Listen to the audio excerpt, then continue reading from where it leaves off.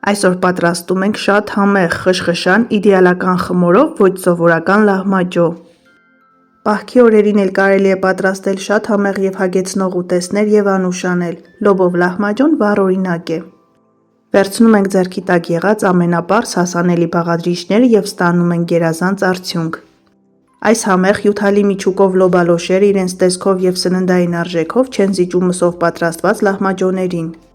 Վերցնում ենք 400 գրամ լոբի, լվանում ենք և թրջում ենք։ Թափում ենք ջուրը, վրան լցնում ենք սառը ջուր, եփում ենք մինչև պատրաստ լինելը։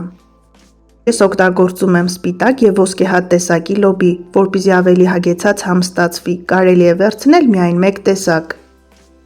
Լոբին եփում ենք քիչ ջրով, քանի որ արգանակը մեզ պետք չէ, պատրաստ լինելուն պես համեմում ենք աղով և անջատում ենք կրակը։ Լոբին քամում ենք, սակայն արգանակը չենք թափում, հնարավոր է 1-2 ճաշի գդալ օգտագործենք։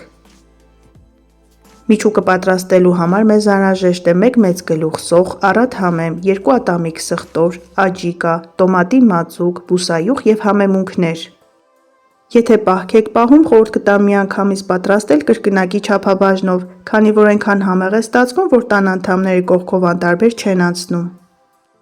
Այս բաղադրատոմսով ստացվում է 8 հատ 28 սմ տրամագիծ ունեցող լահմաջո, եթե վերցնեք ավելի փոքր տապակ, քանակը ավելի շատ կլինի։ Որքան հնարավոր է մանր կտրատում ենք 1 մեծ գլուխ սոխ, պետք է պատրաստենք սոխ-եռ։ Մանրացնում ենք նաև 1 կապ համեմ։ Եփած լոբին 2 ատամիկ սխտորի հետ միասին անց ենք կացնում մսաղացով։ Պահքի լահմաջո կարելի է պատրաստել լոբու փոխարեն վերցնելով ոսպ կամ սիսեռ, բոլոր տարբերակներն էլ ընտիր են։ Սիրելիներս, եթե նոր եք միացել հայկական խոհանոց ալիքին, խնդրում եմ բաժանորդագրվեք և սեղմեք զանգակ կոճակը, հայկական խոհանոց ալիքում կգտնեք շատ համեղ և հետաքրքիր բաղադրատոմսեր։ Սոխը տապակում ենք այնքան, մինչև թափանցիկ դառնա, անմիջապես սոխ-եռի մեջ ավելացնում ենք 1 ճաշի գթալ տոմատի մածուկ և 2 ճաշի գթալ աջիկա։ Ավելացնում ենք մեր նախընտրած համեմունքները, ես օգտագործում եմ կարմիր քաղցր և սև պղպեղներ և խմելի սունելի։ Համեմունքները ավելացնում ենք անմիջապես տաք բուսայուղի մեջ, քանի որ դրանց բույրը այդպես ավելի լավ է բացվում։ Տապակում ենք ևս 1-2 րոպե և ավելացնում ենք աղացած լոբու վրա։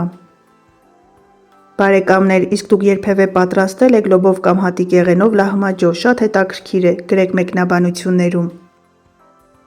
Միացնում ենք բոլոր բաղադրիչները և մի լավ խառնում ենք, այնքան համեղ է ստացվել, որ հենց այսպես էլ կարելի է անուշ անել։ Եթե մտածում եք, որ միջուկը մի փոքր պինդ է ստացվել և խմորի վրա տարածելը դժվար կլինի, այս փուլում ավելացրեք մի քանի ճաշի գթալ լոբու արգանակ։ Իսկ հիմա պատրաստենք խմորը, որի համար մեզ անհրաժեշտ է 1 թեյի գթալ աղ, 270 մլ գորգ ջուր, 2 ճաշի գթալ բուսայուղ և 580 գրամ ալյուր։ Այսպես փոսիկ ենք անում, ավելացնում ենք աղը, ջուրը և բուսայուղը և հունցում ենք պինդ, ձեռքերին չկպչող խմոր։ Եթե ժամանակ չունեք խմոր հունցելու համար, կարող եք վերցնել մեր հայկական ավանդական լավաշը և պատրաստել լավաշով բուսական լահմաջո։ Լավաշով պատրաստելու դեպքում կարող եք եփել և թավայի մեջ և դնել ջեռոցը, այդ դեպքում լավաշը մի փոքր թրջեք։ Հունցում ենք ձեռքերին չկպչող շատ պինդ խմոր, որպեսզի հեշտ լինի կրկնակել, թողնում ենք խմորը հանգստանա մոտ 30 րոպե։ Ընդամենը 4-ից 5 րոպե և ստանում ենք այնպիսի խմոր, որի հետ շատ հեշտ է աշխատել։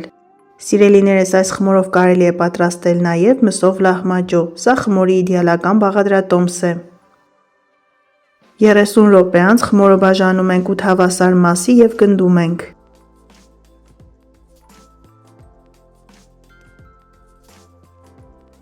Գնդերը բացում ենք որքան հնարավոր է բարակ, մոտ 1-1.5 մմ հաստությամբ։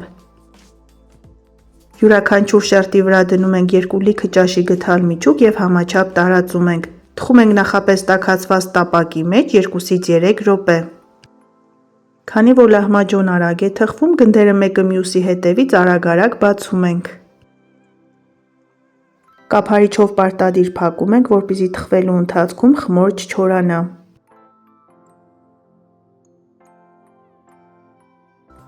Մատուցում ենք թարմ կիտրոնի հյութով և անուշ ենք անում։ Ասել, որ համեղ է ստացվել, նշանակում է ոչինչ էլ չասել, անպայման փորձեք։